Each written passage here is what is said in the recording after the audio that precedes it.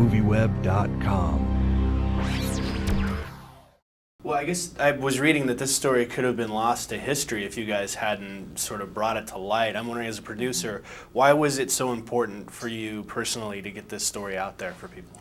It mattered so much to get this story out because it was for two reasons. One was because out of respect for the women and what they had accomplished, it seemed just wrong for the world to forget it. This was, heroism on a par with Dr. King and Gandhi, and yet it would be just erased. So on that level, it was important. But it was important also because I know, and Leymah knows, that there are women all around the world who are doing exactly this kind of work. And to make these women visible to each other is incredibly strengthening to the work that they're doing. I showed the film 2 weeks ago in Sudan and in Khartoum, and the women, after seeing the film, spent 2.5 hours discussing it and arriving at the decision that they were going to create a position statement, and they were going to get 1 million Sudanese women signatures on a position statement demanding peace in Darfur. So that is the kind of power that comes out of this, just sheer visibility. How was it for you to be a part of the film after you'd gone through all of this? I mean, was it difficult to relive some of this stuff and seeing it over again? Yeah. But first, it was just difficult at some point remembering some of the events that we had gone through. The first time Gini, Abby, and I went back to Liberia, when they came to meet, we gathered a group of women who had been a part of what we called the organizing committee. And they would start telling the stories about something that happened one day, and I'll be like, I don't remember that one. But there were so many parts of the story that I had really forgotten because honestly, it was really a tense time for me. I'm here, supposed to be leading a group, and 1 minute I have to go off to meet with someone who had some information about where we needed to send women. So I never really had the time to sit and do anything. But also, the first time I saw the clipping about what happened in Accra, I just broke down. Because after that moment, I never really had the time to reflect on it anymore. It was just, it happened, we moved on to another activity and moved on to another activity. So that was like the real first time for me to see it, and it was painful. I just sat there and said, see what these people did to us. For someone who I consider myself a very intelligent person, to get to the point where she would tell you, I'll strip naked. Something had to be definitely wrong, so that for me was really, really emotional. Looking back at the clipping when we went to meet with President Taylor, seeing those women sitting down there, the sea of white, it was also an emotional time for me just to see how hungry ordinary people were for peace. When you were approached by these guys, was there anything that you were sort of apprehensive about having them show in the film that you sort of didn't want in the film? Well, first, I didn't believe that they were going to do anything good with the story. I honestly didn't have any faith in them. The day they called me and said they needed to talk to me, I came down because I had learned from my mother, never refuse a call, but what is in the call.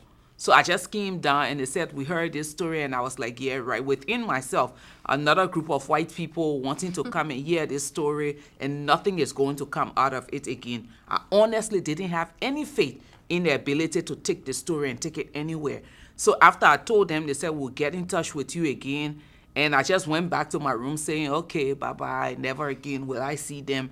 But then towards November, when they called to say, oh, it was still difficult for me to really believe until we went to Liberia, started the filming. The one part of the film that I think I was a bit, one part of the entire story, and they were really helpful, was to keep the whole part of my private life, my kids and everything out, because I think at some point when I want to tell that story, it's going to be at another level, but not using the platform of the work that I did to include the life of my children. Now, did you guys ever find any stumbling blocks as far as some of the archival footage that you wanted to use in the film?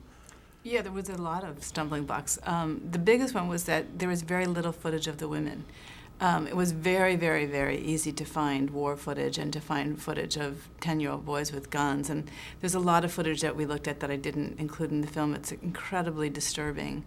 And somehow there was tons of that kind of footage. But we had journalists who even said to us that, there were women, we saw those women on the field, but they were so pathetic looking. So it was the most difficult footage to find was the footage of the women themselves. And we scoured everywhere and found it. Well, now you touched on this a little bit. You were able to take this back to Libya and show it to the women that were involved? We took it back to Liberia right after we were named Best Doc at Tribeca. We took it back to Liberia pretty much in 3 or 4 days afterwards and showed it to a group of women that were, almost all the women who'd been on the field were there watching it in Monrovia. So that was pretty thrilling. And it was difficult because, for them, this is their lives. This is not watching some abstract idea of war. They're really watching people being dislocated. You could hear an inhalation, when you saw people on the road with their things piled on their heads. It was actually kind of interesting because there were parts of it that to us are really upsetting that made them laugh. Every time Charles Taylor said something, the women in Liberia laughed, which was interesting. But I think that it's going to be really important to get it out into Liberia, into the rural areas, and to people outside the city to make sure that, first of all, the young people understand what their mothers did, but also so that the women are really understood as the assets that they are in rebuilding that political culture. Well, I wanted to go back to you. As you said, that with such little footage available, did you ever consider recreating like some of these documentaries do where they go in and recreate the scene with actors? No, I never considered that. I mean, I never considered recreating scenes with actors because one of the things that I really felt strongly about was letting the women tell their own stories. And I think that they do such a powerful job, and I didn't want to have a narrator. I didn't want to have anything that would separate the audience. So we did shoot some stuff. We did shoot, the women came to the field one day, and we spent one day shooting, a few hours shooting on the field. We shot the women in the church again. And we shot the women in the mosque. So we did shoot some stuff of Liberia today. So we did shoot Liberia today, but I think it would have been distancing. I knew that we would find a way, and we would continue. We knew that the footage had to exist because, as Leymah said, there was times that she said to the press, "Don't leave. We're going to do something today," so that we knew we could find it. We just had to keep looking. Well, why do you think you found stuff funny that these guys sort of winced at? I mean, is it just a cultural difference, or? Well, I think, and then sometimes some of the things that Taylor said, like, if God didn't want me to be here, I would not have been here. People really found it funny because at the end of the day, God really didn't want him to be there. That's why he got out. So I don't think it was like an amusing laughter, but it was like at some point, just look at this person who put us through all of this. One of the things we used to say when we're a group of women gathered, I remember one morning we're saying prayers, and one of the female pastors said, "This too shall pass." And sometimes you look back, you laugh at that particular situation because it has really passed. But also I think sometimes one of the ways we've been able to survive the trauma that we've gone through as a group of Liberians is to laugh at some of the most terrible things because I think if we were just really serious about it, we would just die because there was no outlet.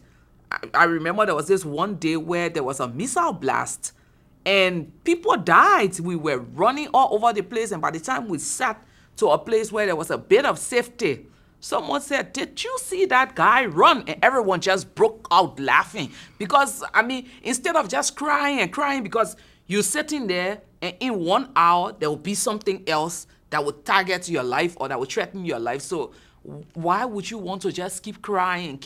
So the laughter, as crazy as it may sound, maybe comparing it to the slave culture in the U.S. where through their hardship, they sang songs, that was a way for Liberians. That is a way of Liberians really getting over what they had gone through. But also there were some things in the film that Americans thought were amusing. No one laughed about it, especially when we talk about the sex strike. Everywhere I've seen this movie in the U.S., people will laugh. But no one in Liberia thought anything about sex was funny. So cultural differences also